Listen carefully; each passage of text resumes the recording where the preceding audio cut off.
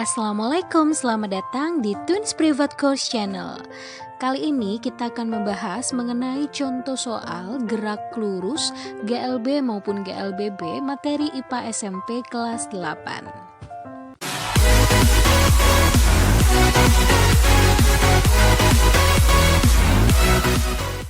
Baik, langsung saja kita bahas contoh soal yang pertama.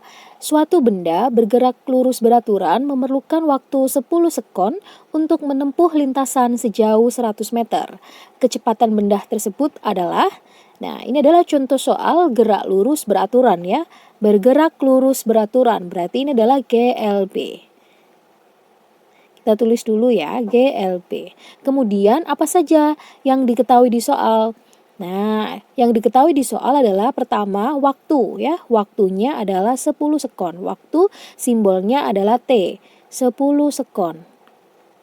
Selain itu, di soal juga diketahui jarak ya, menempuh lintasan sejauh 100 meter. Berarti jarak yang ditempuh oleh benda adalah 100 meter. Ya, perhatikan ilustrasi gambar yang sudah saya berikan. Di sini ada sebuah mobil yang dianggap oleh benda ya. Anggap saja ini bendanya ya, mobil bergerak sepanjang 100 meter dalam waktu 10 sekon. Kita diminta untuk mencari kecepatannya. Kecepatan simbolnya adalah V. Nah, kita harus pahami terlebih dahulu ya, hubungan SVT dalam segitiga rumus itu posisinya di mana. Untuk mempermudah adik-adik menghafal ya, atau memahami rumus kecepatan. Jadi, S itu letaknya adalah di atas. V di bawah, T-nya juga di bawah ya, SVT seperti ini. Kalau yang ditanyakan adalah V, maka rumusnya bagaimana? V di sini ya. Berarti S-nya di atas, T-nya di bawah. Nah, kalau atas bawah seperti ini, berarti rumusnya dibagi. Jarak dibagi waktu. Jaraknya adalah 100, T-nya adalah 10. 100 dibagi 10 sama dengan 10. Satuan kecepatan apa? Meter per sekon. Jadi jawabannya adalah 10 meter per sekon. Yang A. Oke, kita lanjut ke nomor 2. Sebuah benda bergerak dengan kecepatan tetap sebesar 90 km per jam setelah 20 menit. Jarak yang ditempuh adalah berapa kilometer? Di sini ada kata kuncinya ya. Dengan kecepatan tetap. Berarti benda mengalami gerak apa? Gerak lurus beraturan atau gerak lurus berubah beraturan? GLB ya. Kalau kecepatannya tetap, maka berarti benda tersebut mengalami gerak lurus beraturan ya. Karena syarat ber-GLB adalah kecepatannya tetap. Yang diketahui di soal pertama kali adalah V-nya. V adalah 90 km per jam. Kemudian waktu. Waktu tadi apa simbolnya? T, 20 menit. Jarak yang ditempuh benda adalah berapa kilometer? S ditanyakan satuannya dalam kilometer. Kalau kecepatannya dalam satuan kilometer per jam dan satuan jaraknya dalam kilometer, maka waktu ini juga harus disesuaikan ya. Karena kecepatan kan kilometer per jam, sedangkan waktunya masih menit. Ini harus dirubah dalam bentuk jam juga. Ya, patokannya adalah di kecepatannya. Kalau kilometer per jam, kemudian jaraknya juga dinyatakan dalam kilometer, maka pasangan kilometer harus jam. Menit dirubah dulu dalam jam. Bagaimana caranya? 20 menit, karena 1 jam ada 60, maka langsung kita bagi saja 20 per 60 menit. Kita coret nolnya, jawabannya adalah 2 per 6 jam. Kalau kita sederhanakan menjadi 1 per 3 jam. Gini ya, langsung saja kita masukkan. Tadi segitiga rumusnya sudah hafal atau belum? Segitiga rumus untuk rumus kecepatan, S di atas, V di bawah, T di bawah. Karena yang ditanyakan adalah S, maka rumusnya adalah VT. V dikali T ya. Kalau bersebelahan seperti ini maka artinya dikali. Kalau atas bawah artinya dibagi ya. Kalau mencari kecepatan berarti jarak dibagi waktu. Kalau mencari waktu berarti jarak dibagi kecepatan.